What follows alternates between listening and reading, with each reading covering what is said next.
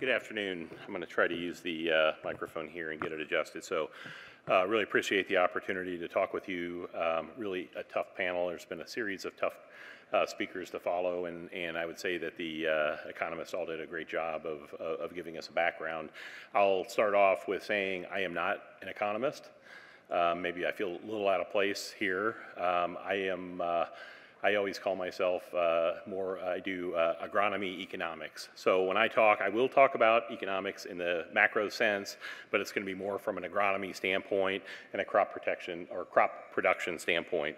So a little bit about myself. I've been with Corteva and its predecessor company since 1991.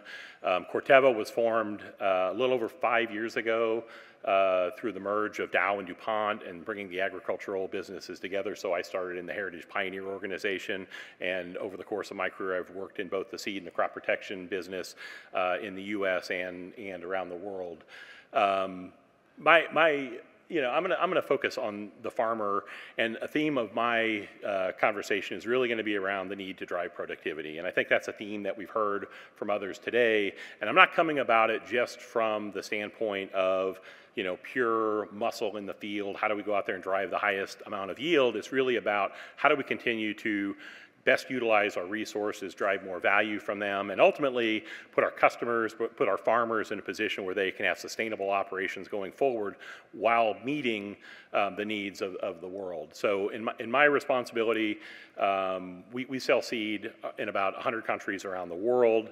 I've been blessed in my career to have visited with farmers and business partners in over 40 countries around the world, and have seen the impact of technology on farmers around the world. And from my standpoint, whether you're a large farmer, and this year I've had the opportunity to meet with some of the largest farming operations in the world, million acre or larger farming operations in Latin America, and I've sat across the table from farmers who are at the most basic level of technology, maybe planting their first hybrid seed crop ever this year, and really trying to figure out how they can continue to grow their operation. And there's a few things that I think are really common when I think about farmers. First thing is, farmers are they're not in it for the lifestyle. And sometimes I think outside of agriculture, it's easy to sit there and talk about lifestyle, and they like that rural lifestyle, and farmers aren't very serious business people. But I can tell you, whether you're a large operator, most sophisticated growers in the US or Canada or Brazil, or whether you're at that entry level, they're all thinking about their business, and whether it's about how they can grow their operation, the margins, and what they have to take to market for a large operation, or how they can potentially capture more value upstream or downstream of that value chain. Those small farmers are thinking about, how do I feed my family, and maybe I'll have enough left over where I can take something to market and generate a surplus. And that's the mindset that we have. So farmers are business oriented. The lifestyle is a part of it, but I would argue all of us make choices about lifestyle and what we do every day, the environment we want to work in, and where we want to live. Second thing is, farmers are outstanding economists, and farmers make good resource allocation decisions, and that's really what it's all about. Farmers don't do dumb things, or they're not farmers for very long, and they're able to manage risk and handle uncertainties that normal people can't handle. And I was talking with Sarah a little bit about farmers are not normal people, and they're not normal people because normal people turn on the news and they see the stock market's down by 10%, and they wonder what's happening to my 401k today and getting freaked out. Farmers deal with real life changes every day. You got a 25,000 bushel bin of corn out there, and I've just lost 25% of the value of that over the last 3 months. That's the real life world, and farmers can deal with that risk and uncertainty, weather, markets, et cetera, that normal people can't do. And then the last thing is, farmers are very generational in how they think. Farmers are not thinking about this year, next year, the year after. It's about, how do I sustain this operation so that my daughter or son or whomever in the next generation is able to take this and be successful. And that's very different. Sometimes people think of farmers as more like miners than farmers. Farmers are different. They're out there to preserve and grow. Miners are out there to deplete, move on, and go do something else. And sometimes I don't think that's very well understood. So, I've been blessed to see a lot of different farmers, different types, interactions, but there are a lot of common themes between those farmers around the world. One other thing we've heard about, we're in tough market conditions, but fundamentally, there still is a growth in demand for the products that our customers, our farmer customers, continue to produce. And this is a 10-year slide in terms of demand for key commodities, and we update this year after year. And if I would have shown you this slide 15 years ago, the general trends would have been roughly the same. So you think about the pressures we have in the world today. World population in the last 10 years has grown by about 10%. When you look at the growth in the global economy over the last 10 years, about 27%, so significant growth there. When you look at meat consumption, about 11% in that 10-year window. Growth in crude oil, about 9% globally, especially with the non-OECD countries growing in double digits. And then finally, when you think about global crop consumptions for some of the major crops, it's about 18% growth in that period of time. And the bottom line is the amount of arable land that's out there has only increased by about 4% in that period of time. So how do we do this? How do we continue to meet that? Like I said, these are long-term trends. There are blips up and down depending upon what's happening at a macro level, but fundamentally these continue. And the reality is there isn't more land out there. Brazil is really the only country in the world that can continue to bring land into production. They aren't knocking down the rainforest to do this. There are literally millions and millions of hectares of what I would say is unimproved pasture land that can be brought in production. That's hundreds of kilometers or thousands of kilometers away from the Amazon. And they've proven that they can do that in a reasonable way. And they continue to add somewhere around 1 million hectares a year, plus or minus, depending upon what the economics are over time. So that's really the only place in the world that we're going to continue to, we should expect to see an increase in land production. And we know that farmers, we've talked about it today, farmers continue to face challenges, whether it's climate variability, whether it's resource scarcity. Again, a lot of times we don't think about resource scarcity, but all of a sudden, about 2 or 3 years ago, farmers were wondering, can I get enough fertilizer to fertilize my crop because supply chains were disrupted during COVID? Will I have access to all the inputs that I need? Other farmers around the world are dealing with it in real-time basis, whether it's labor, whether it's water availability, or other resource scarcity, but it's reality. And the other thing, we live in a dynamic environment where there's changing pest pressures, diseases, et cetera, that constantly continue to evolve and put pressure on our customers. When you think about regulatory and policy, we talked about, today in the U.S., we don't have a farm bill. We don't know when we'll have a farm bill, and when we do, we're not exactly sure what's going to be in that farm bill. And it's that way around the world as well. So farmers face that pressure. And some days they can wake up and all of a sudden there is a decision made by a regulator someplace that can directly impact their ability to operate their operations successfully. So that uncertainty, and when you make an investment in agriculture, whether it's in a piece of land or a piece of equipment or adopting a new technology, you're doing it for the long run. And that uncertainty puts pressure on, or uncertainty maybe limits their ability to go out and make those longer term investments that are necessary. And of course, we've got the consumer out there. So those of us in agriculture represent a very small slice of the population. Most people in the United States really don't have any direct, or I'd say even indirect, connection to agriculture at this point in time. They're multiple generations removed from the farm, and they make decisions. We talked about Prop 12 earlier as one of those real-life examples where one state is going to impose production practices on the other 49 states, and all of a sudden there are a lot of experts on food safety and what is or what is not acceptable food production practice from a safety standpoint. So those are not changing at this point in time. And farmers need a range of solutions as well. So I'll put myself in one of those. We talked about how pessimistic or optimistic you are. I'm going to be an optimist, and I have always been an optimist, because I do believe that technology is going to solve most of our problems. And when you look at the course of the past 100+ years of agriculture, technology has solved most of those challenges. And we need all the tools available to make that happen. We're an ag science company.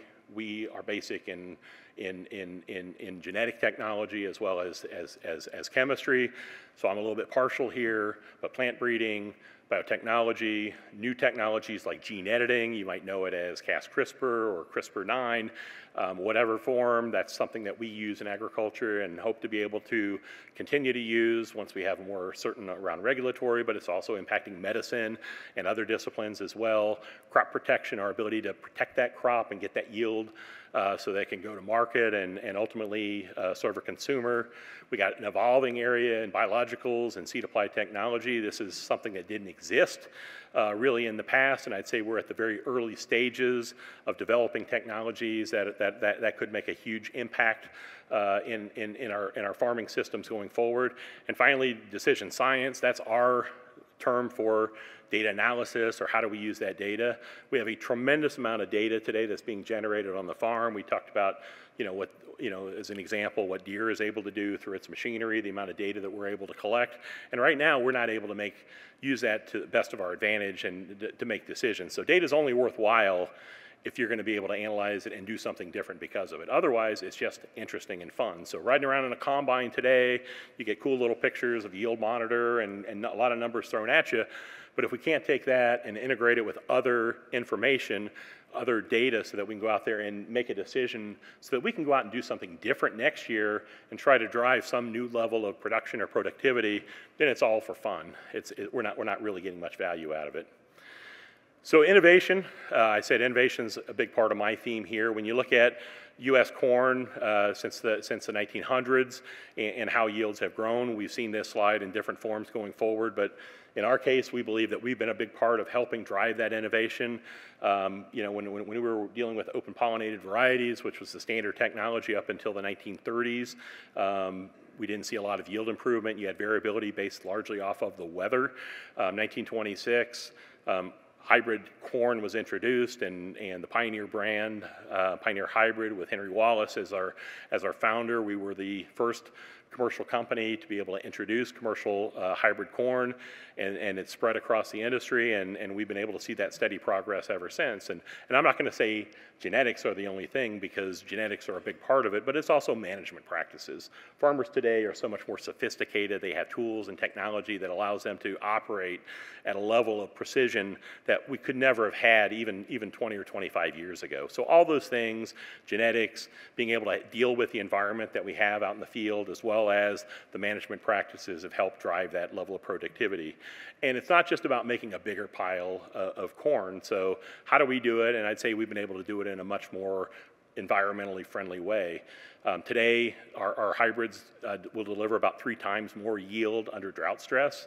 I use a real life example from my career. My first year working, I graduated from Iowa State in 1988. Anybody been around here long enough to remember what the summer of 1988 was like? It was not a lot of fun.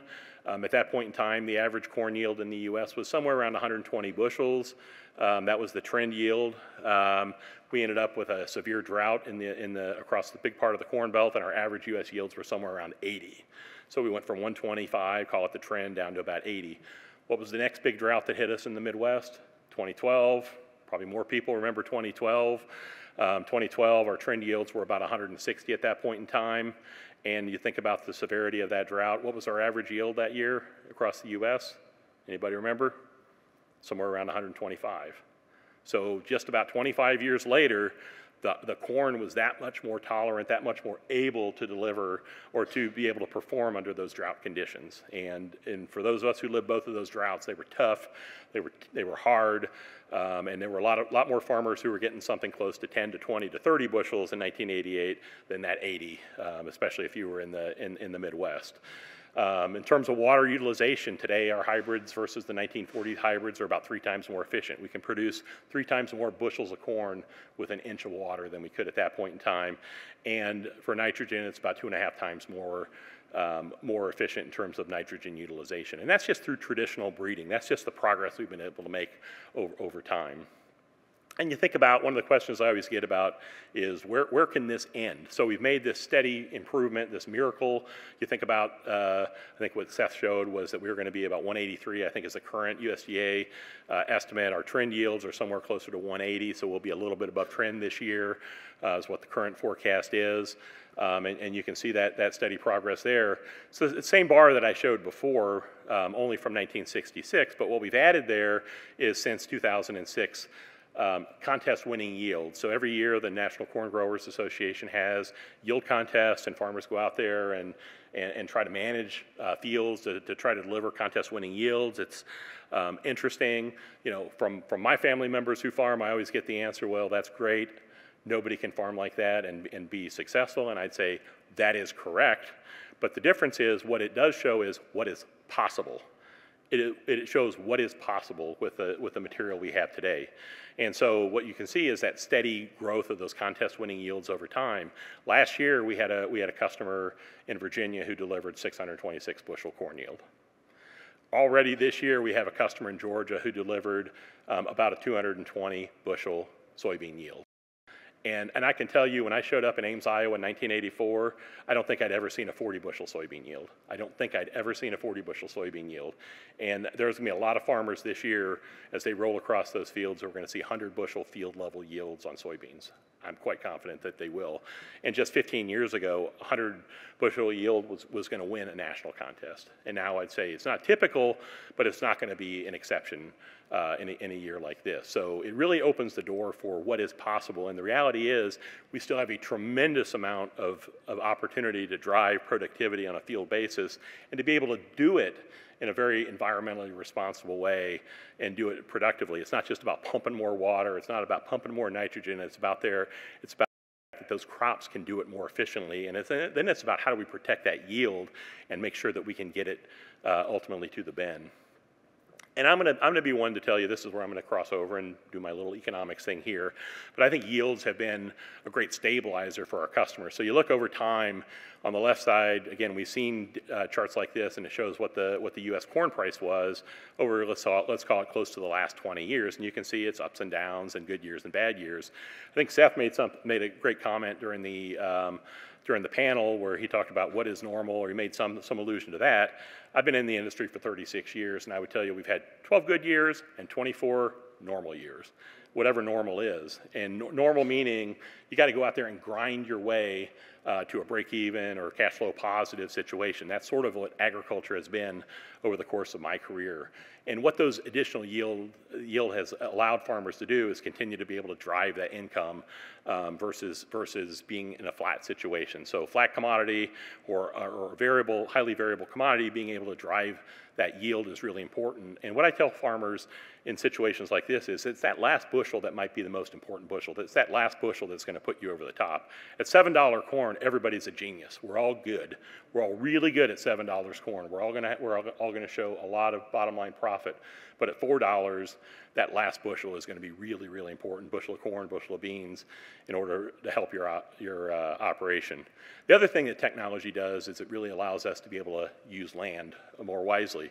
And so the chart on the left shows kind of an aggregate yield of some key commodities on a global basis. So take corn, soybeans, wheat, rice, and cotton, and look at what the yield has done, say, over the past 20 years.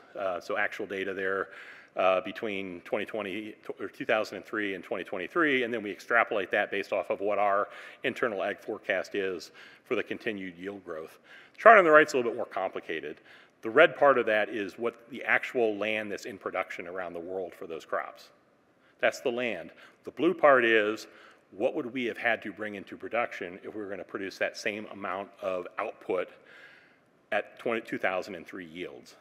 And what it shows is we are creating, however you want to describe it, we are creating virtual hectares or virtual acres out there through productivity.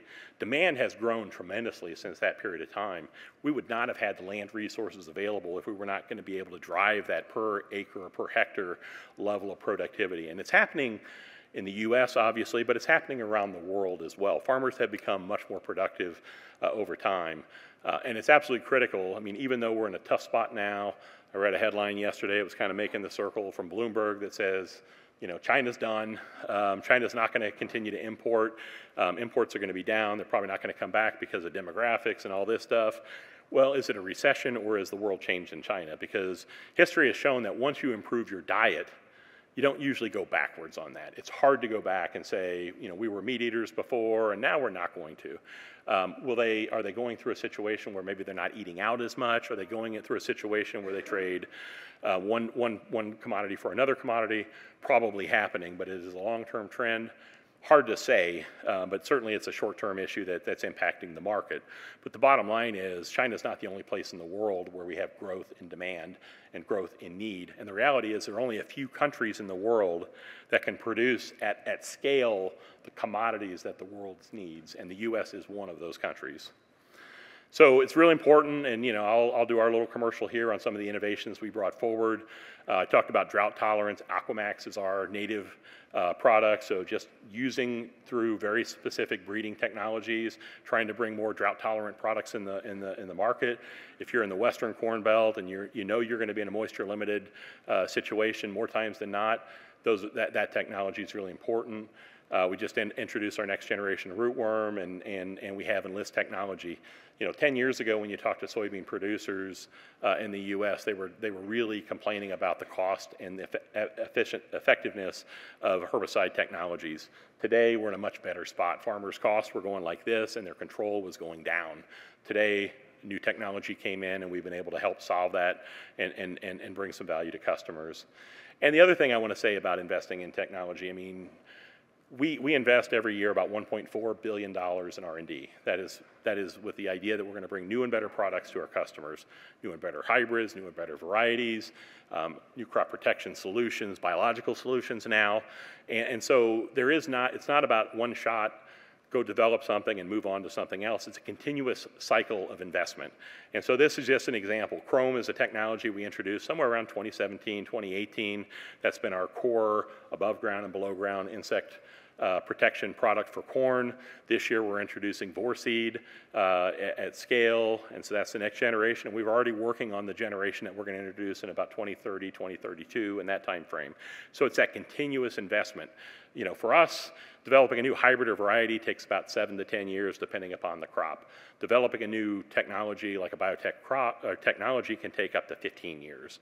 And so we're constantly having to look down the road to what the needs are going to be for our customers and invest on that timeline. We got new technologies available. I talked about gene editing. Our first commercial product here in the U.S. For gene editing is very likely going to be a multi-disease resistant trait technology for corn.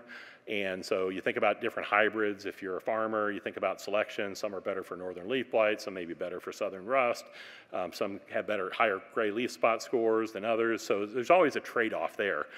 What gene editing allows us to do is to take the existing native genetic variability that's out there and be able to concentrate that and bring that forward together in one product. And so rather it taking generations and generations of plant breeding, we're able to take existing genetic variability that's native to corn, kind of concentrate that and very specifically introduce that into a new product. It's not a biotech product, it's not a GMO, it's just the evolution of a new breeding technology that's available. But it's regulated, and we got to make sure that the world is going to accept that technology.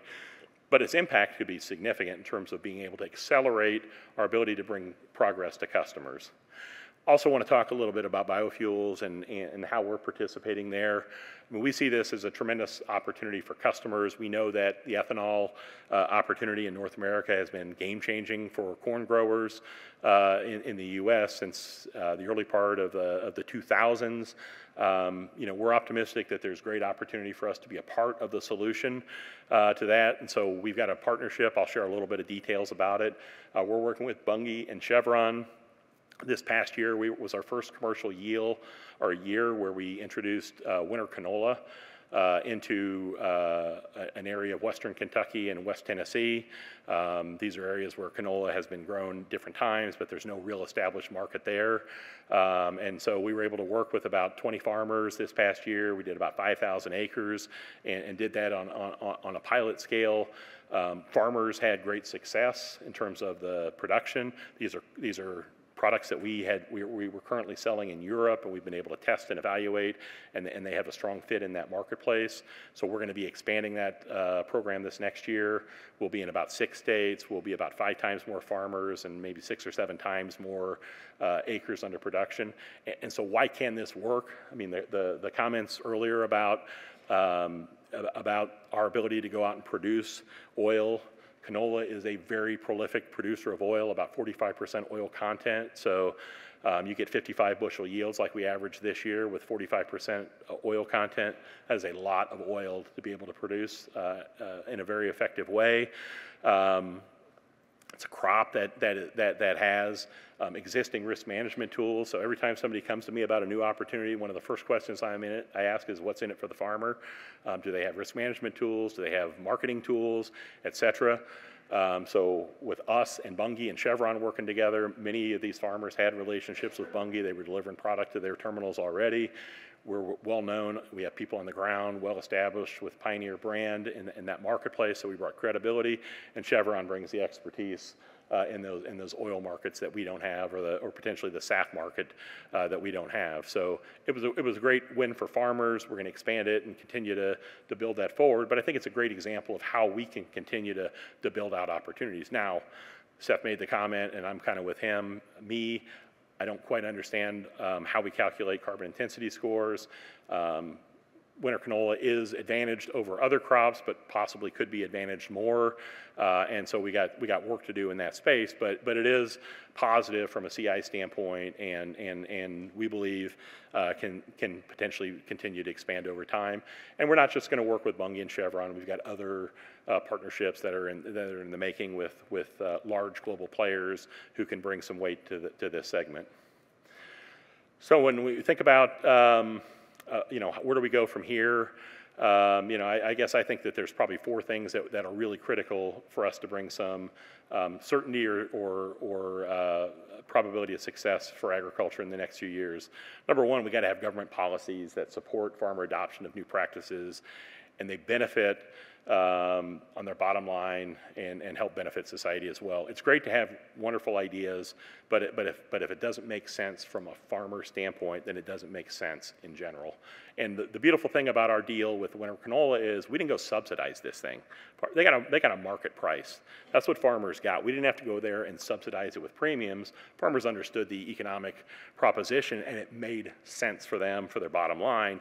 And we need policies. If we want farmers to be a part of the energy transformation, we need policies to support that. We want farmers to help introduce new sustainable practices. We need help to make that happen. Farmers can't be the recipient of guidelines and demands and not have a way of being able to effectively implement those.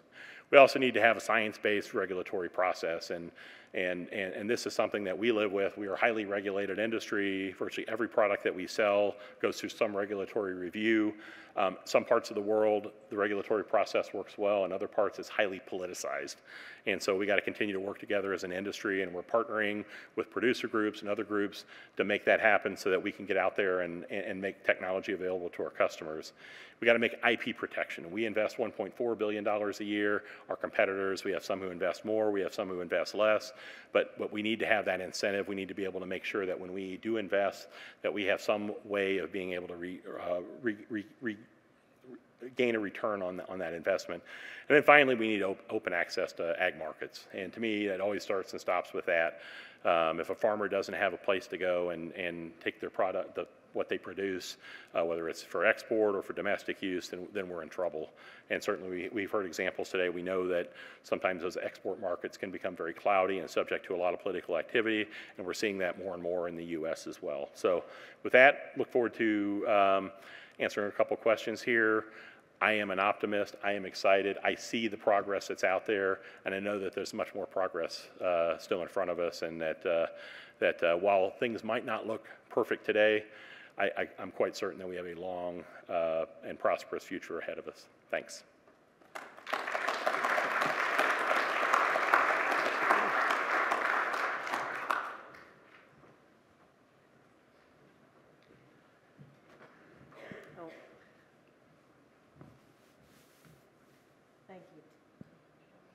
Thank you, Tim. See if we can get turned on here. There we go. Thanks. Wow, that's a lot of stuff going on at Corteva. And I'm sure you're going to generate some questions from the audience as well. One has already come in. So in just a short amount of time that we have left here, I wanted to ask you just your perspective on what's the next big thing that you're most excited about. And I know you can't give away any trade secrets, but in terms of, you showed us, the things that are going on with water use, drought tolerance, nitrogen efficiency. I mean, there's so many different things that I'm sure are in your pipeline. When you wake up in the morning, what makes you really excited about the future of what you're being able to produce at Corteva? I mean, I look at, I look at the steady progress that we're delivering to customers, and so there's always the new technology that's interesting and exciting. I'm excited for the biofuel opportunity and seeing how that plays out. So I do think that there's a lot of uncertainty, regulatory and policy, still being defined. But I think we have a great opportunity, not as a company, but as an industry, to be a huge part of the solution. But what gets me excited is every year we bring new and better products to our customers. And in the U.S., the average corn hybrid that we sell lasts for about 3.5 years now. So we're replacing somewhere 25 to 30% of our products every year with a new or better product. Soybeans, kind of the same thing. And I'll just focus on those two crops.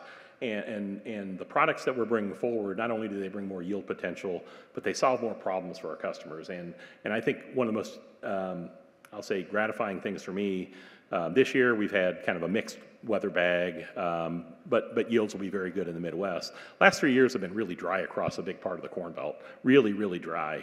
And when you look at the yields we've gotten off really dry years, it's shocking. And probably the most gratifying thing for me is when I go and I talk to a lot of farmers, one-on-one and in groups, and when they look at me and say, wow, I never thought I'd get a crop like that off of this weather. I don't know where those 70 bushels of soybeans, I don't know where those 200 bushels of corn came from, given the year we just went through. And to me, that's what's really exciting. Is it's not just the top end, but it's bringing stability and more predictability to our customers' operations. And so I love the razzle-dazzle, I love the new technology, but at the end of the day, it's still about genetics. It's still about that core product, that core genetic product, and being able to continue to bring something that helps make our customers more successful and more profitable. Yeah, you're absolutely right. I know on my farm in eastern Iowa, things looked pretty sad last year, and still the bushels held up. And this year, they're really going to do well, even though it's starting to dry up a little bit now. It just looks fantastic. So, you're investing all this money in research and all around the globe.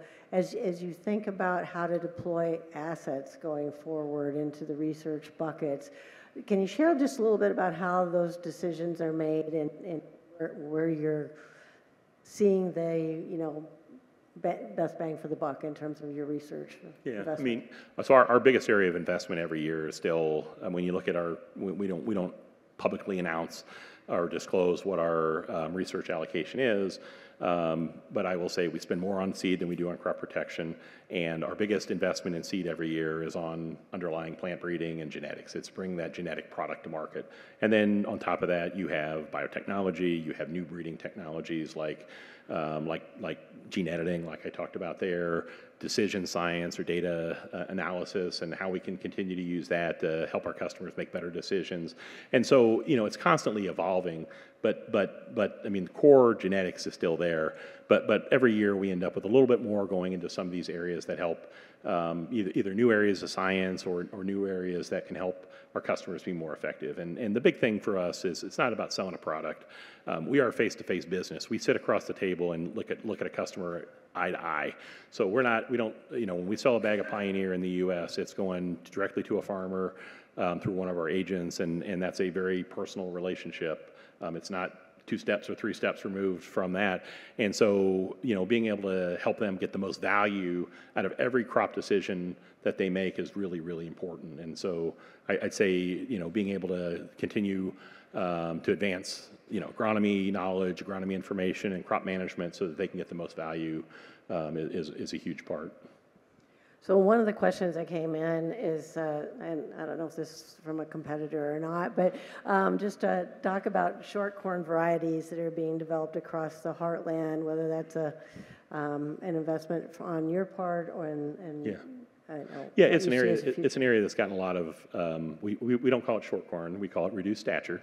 So short may not be the most politically correct term. So especially from a tall guy.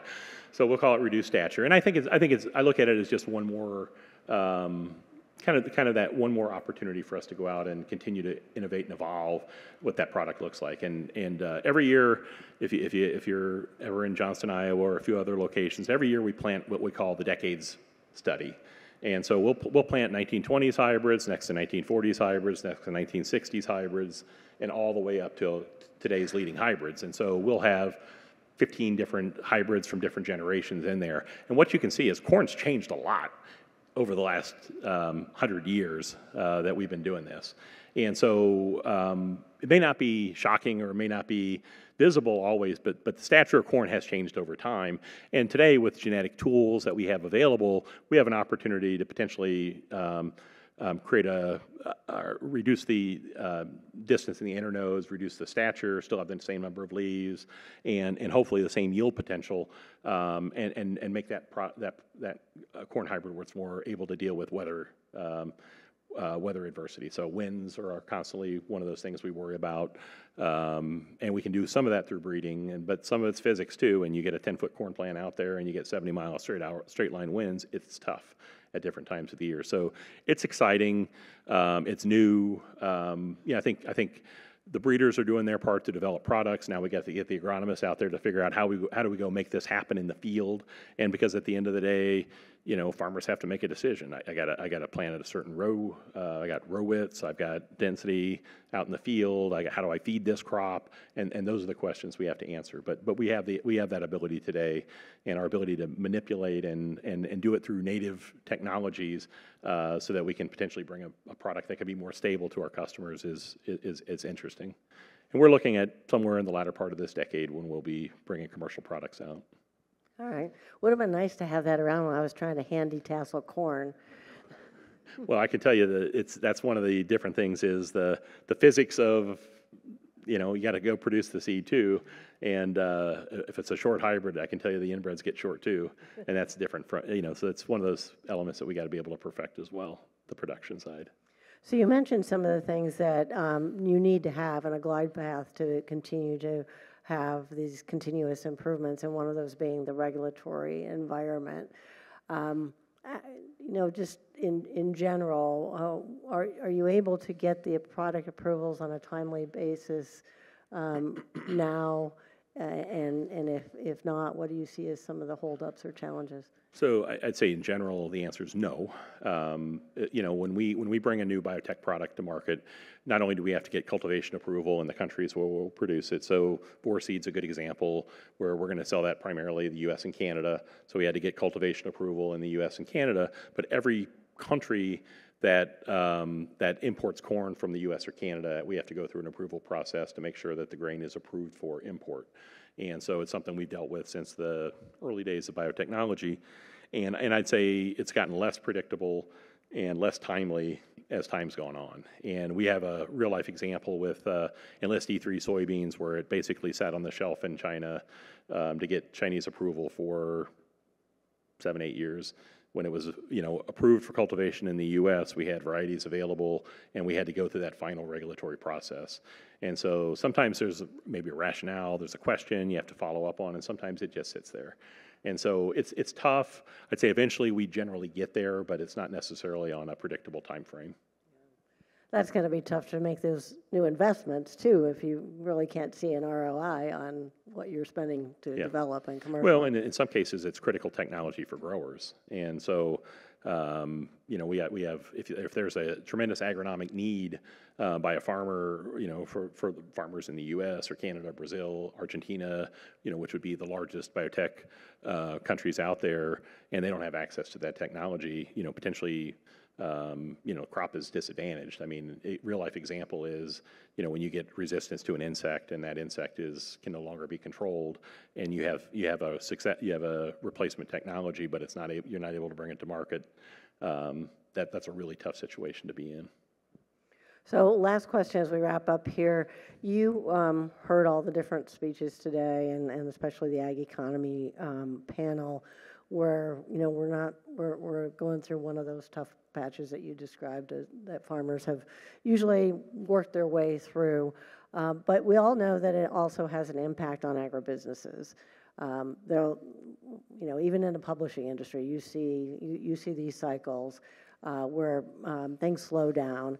So what do you see just from your overall, without disclosing any, specific numbers and earnings, but just overall on this current downturn that we're heading into, the impact on seed companies and crop protection companies? Yeah, I mean, I think it's public on the, we got several publicly traded companies, and especially in the crop protection side, we've been going through, I'd say the last 2 to 3 years have been more challenging than the ones before that, and so there's been a lot of pressure on the crop protection side.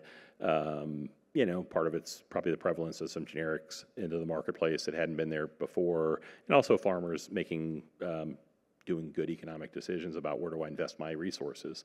And so, on the seed side, I think and I probably sound like I'm bragging, but seed is probably the most involved purchase of the annual input decisions, the consumable inputs. Seed's probably the most involved decision that farmers have. It's trust in the hybrid, it's trust in the company, and so farmers are maybe a little bit stickier in terms of quote trading down on technology. And so, we don't take that lightly. I mean, we work closely, as I said, we're across the table with customers and looking at them eye to eye. And so, our fortunes are tied to them, from that standpoint. But farmers are still, even through tougher times, I mean, they're always asking about what's that next new hybrid. They want that next product that's going to help drive their productivity in their operation. And so, the need continues on. They don't say, don't bring me something new. Now, farmers will be pragmatic, and if we're not bringing them more value, I mean, our value proposition has to make sense to a customer, and so that's the conversation that we have each and every year, and we got to continue to bring them something new and better that helps them be able to be successful through the tough times. All right. Well, thank you very much, Tim Glenn. Thank Ladies you. and gentlemen, let's thank him for his comments.